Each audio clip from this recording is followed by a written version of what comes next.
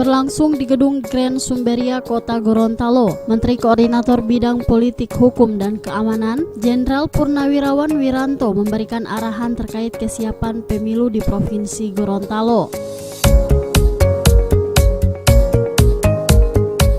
Acara yang turut dihadiri oleh Gubernur Gorontalo Dr. Andes Haji Rusli Habibie MAP tersebut menghadirkan ribuan peserta yang terdiri dari SKPD pemerintah Provinsi Gorontalo, guru SMK SMA sederajat, camat, lurah, babinsa, babin kamtibmas, serta warga Kota Gorontalo dan sekitarnya.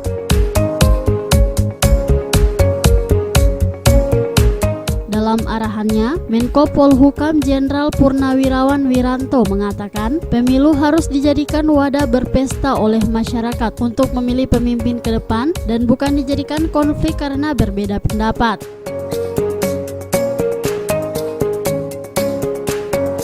Agar negara kita ke depan nanti tetap damai, tetap aman, tetap maju, tetap bisa bersaing dengan negara lain.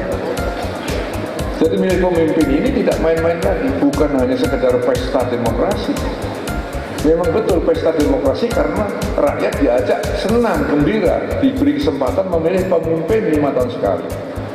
Bukan tempat untuk berkonflik, tempat untuk berbeda pendapat sampai kita berkelahi satu dengan yang lain, bukan. Tetapi tempat kita untuk secara jeli memilih pemimpin yang baik itu yang mana?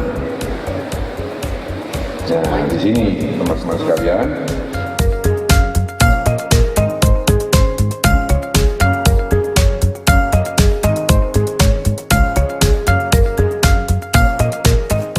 goyang poco-poco dari gabungan prajurit TNI Polri menambah suasana gedung yang dipenuhi oleh ribuan peserta ini semakin meriah, belum lagi menteri dan gubernur serta unsur Forkopimda yang turut bergoyang.